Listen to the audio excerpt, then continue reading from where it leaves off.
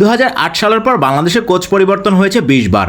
2022 সালে 21তম কোচ হিসেবে নিয়োগ পান হাভিয়ের ক্যাব্রেরা। এর আগে কোনো জাতীয় দল তো বটেই, এমনকি কোনো শীর্ষ লিগের ক্লাবেও কোচিং করাননি তিনি, তাই তার নিয়োগটাই ছিল প্রশ্নবিদ্ধ।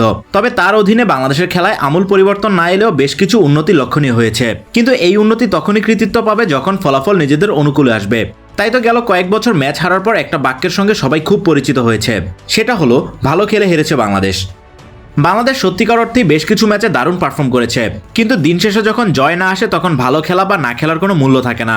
আর ফলাফল অনুকূলে আনতে গেলে একটা নির্দিষ্ট প্রক্রিয়া মেনে এগোতে হয়, যেমন ভারসাম্যপূর্ণ দল গঠন, দলে যোগ্য এবং পারফর্ম করা খেলোয়াড়দের সুযোগ দেওয়া এবং প্রতিপক্ষ বিবেচনায় যথাযোগ্য পরিকল্পনা করা, আর সবশেষে তা মাঠে বাস্তবায়ন। কিন্তু হাভিয়ের ক্যাব্রেরার অধীনে কি এই প্রক্রিয়া মানা হয়েছে?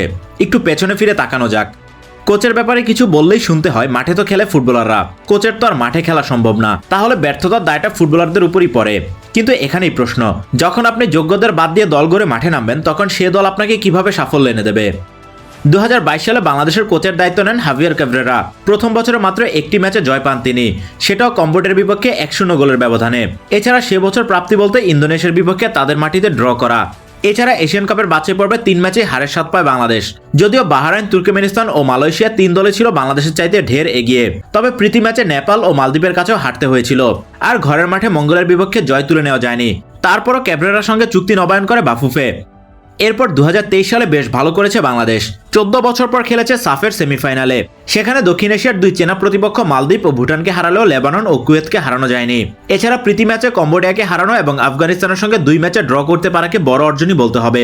এর সঙ্গে মালদ্বীপকে টপকে বিশ্বকাপ বাছাই পর্বের দ্বিতীয় রাউন্ডে খেলা এবং লেবাননের সঙ্গে ড্র করতে পারাও কম কৃতিত্বের নয়। তবে অস্ট্রেলিয়ার কাছে 7-0 গোলে উড়ে যাওয়া এবং ঘরের মাঠে সিশেলসের মতো দলের কাছে হারার যন্ত্রণাও ছিল। তারপরে সামগ্রিকভাবে 2023 সালে বাংলাদেশের ফুটবল একটা আশার সঞ্চার হয়েছিল, যার পেছনে মূল কারিগর ছিলেন এই হাভিয়ের ক্যাব্রেরা। তবে 2024 সালে এসে একেবারেই হতাশ করেছে বাংলাদেশ। এখন পর্যন্ত 6 ম্যাচ খেলে 5টাতেই পেয়েছে হারের স্বাদ। এর মধ্যে আবার ফিলিস্তিনের কাছে 5-0 এবং লেবাননের কাছে 4-0 গোলে বিধ্বস্ত হতে হয়েছে।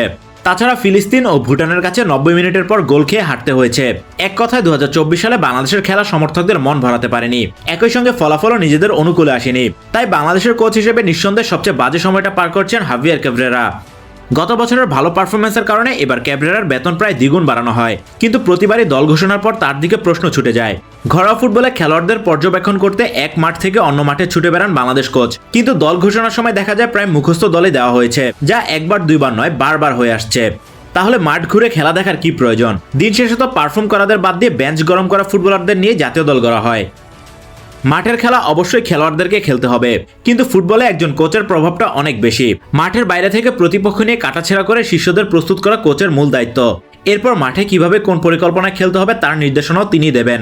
তাই যখন আপনার দলে যোগ্যদের জায়গা হবে না, আপনার দল ঠিকভাবে পাস দিতে পারবে না, নিজেদের বক্সের মধ্যে প্রতিপক্ষের 3 জন খেলোয়াড়কে আনমার্ক রাখবে, শেষ মুহূর্তে অসতর্কতায় গোল হজম করবে, তখন আপনার দিকে প্রশ্ন উঠবেই। আর এই প্রশ্নের উত্তর খুঁজতে না পারলে আপনারও নিশ্চয়ই এই জায়গায় থাকার দরকার নেই। মাঠে খারাপ খেলার কারণে খেলোয়াড়দের সমালোচনা সহ্য করতে হবে, এটা স্বাভাবিক। একই সঙ্গে সঠিক সময়ে সঠিক সিদ্ধান্ত গ্রহণ না করায় কোচের দিকেও আঙ্গুল তোলা যায়। তাই খেলোয়াড়দের সঙ্গে ব্যর্থতার দায়টা কোচের উপরও পড়ে। কিন্তু দায় যার উপরই পড়ুক, দিন শেষে পিছিয়ে পড়ছে দেশের ফুটবল। আর এই পিছিয়ে পড়াকে রুখে দিতে সবার সম্মিলিত প্রচেষ্টা অতীব জরুরি। তার সঙ্গে পরবর্তী উইন্ডোতে মাঠে নামার আগে দলের যোগ্য এবং পারফর্ম করাদের সুযোগ নিশ্চিত করা আরও বেশি জরুরি।